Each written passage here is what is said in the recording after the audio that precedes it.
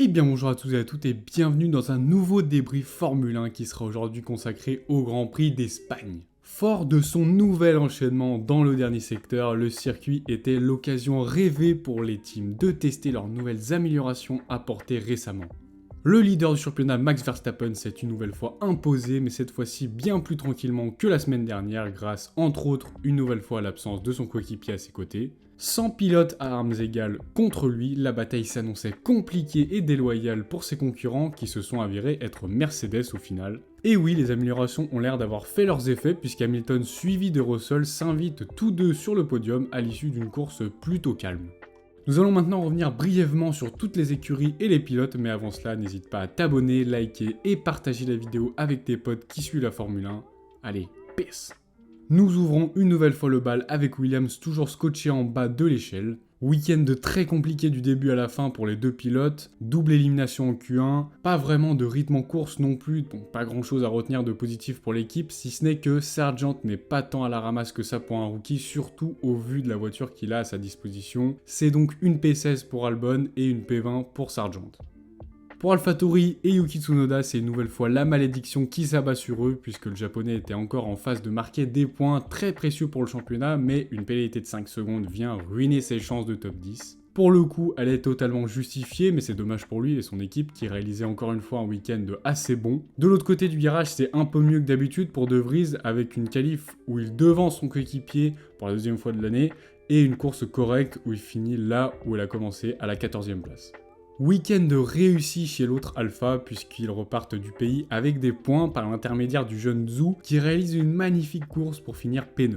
Dommage par contre pour Bottas qui était à l'aise en essai mais qui a complètement chuté à partir de la qualif, ce qui le fait terminer 10 places derrière son coéquipier quand même. Résultat compliqué à digérer pour Haas qui démarrait pourtant bien son dimanche grâce encore une fois à une superbe qualif de Hülkenberg placé P7 sur la grille. Malheureusement l'Allemand, comme son coéquipier d'ailleurs, a fait un arrêt de plus que les autres, sachant que son rythme n'était pas non plus incroyable, et cela a donc eu raison de son classement puisqu'il termine seulement à une triste 15e place non loin devant Magnussen P18. P7 au championnat toujours en poche pour Haas, mais maintenant la menace est réelle puisque Alfa Romeo égalise leur nombre de points au classement. Il faut donc réagir au plus vite aux assauts de leurs rivaux qui ne cessent de s'améliorer, sinon la position sera difficile à tenir. Pour McLaren, ce week-end a été une montagne russe d'émotions. D'abord en très bonne posture à l'issue de la qualif avec les deux voitures dans le top 10, mais surtout Norris qui signait le 3e temps. Malheureusement pour les Oranges, le départ aura eu raison de leurs espoirs de top 10 avec un gros accrochage de Norris au virage 2 qui ruinera sa course. Il termine finalement à la 17e place alors que son rythme était vraiment bon et son coéquipier n'a également pas su tenir sa position initiale puisqu'il termine P13. Malgré le résultat en apparence vierge et nul, c'est très encourageant pour l'équipe qui prouve qu'elle a fait un bond en avant au niveau performance.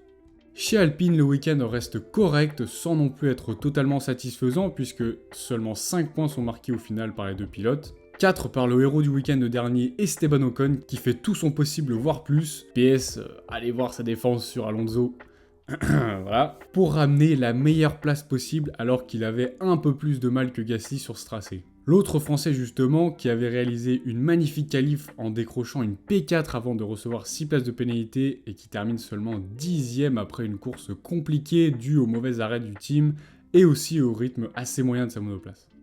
Au risque de me répéter, c'est une nouvelle catastrophe pour Ferrari, mais ça on en a l'habitude, vous me direz. Qualif en deux teintes puisque Carlos partait en première ligne derrière Verstappen, mais Leclerc lui démarrait dans la pit lane après une qualif compliquée. Au final, l'Espagnol ne parvient pas à tenir sa position à cause de la remontée de ses concurrents qui s'étaient eux aussi ratés en qualif, et Charles ne parvient même pas à revenir dans le top 10, et sa remontée s'achève à la porte des points malheureusement. Rythme insuffisant pour cette voiture rouge qui se fait souvent ressentir en course et qui prive constamment l'équipe de podium ou de gros points. La saison risque d'être longue si la perf ne s'améliore pas drastiquement. Et oui, aujourd'hui nous ne parlerons pas d'Aston en avant-dernier puisqu'ils ont finalement cédé leur position au classement à l'équipe allemande. Cette fois-ci, la sentence n'est pas due à une fantomatique prestation de Stroll, bien au contraire puisque le Canadien bat son coéquipier en qualif comme en course pour la première fois de cette année, mais ceci est plutôt dû au week-end compliqué du Taureau des Asturies. En effet, après une qualif ratée à cause d'un problème sur la voiture, il n'a pu faire mieux qu'une P7 en course juste derrière justement son coéquipier qui tient enfin son rang pour une fois depuis plusieurs grands prix. Mercedes retrouve enfin les sommets du classement en prenant cette P2 au championnat et il faut le dire qu'ils ne l'ont pas démérité. Double podium alors même que Hamilton partait P4 et Russell P12. Sacrée remontée qui leur permet de faire carton plein et qui les place comme les plus proches concurrents de Red Bull si le développement suit ce rythme.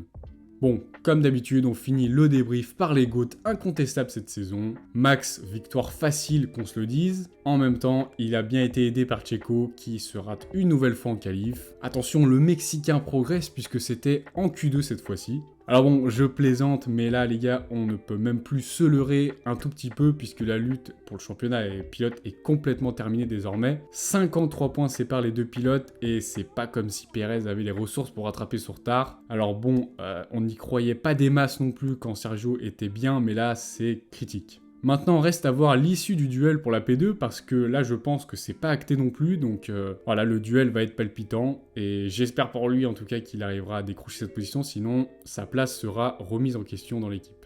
Voilà, j'espère que mon débrief vous aura plu. Rendez-vous au Canada dans 2 semaines sur les terres de Stroll pour un Grand Prix palpitant, je le souhaite. Peace!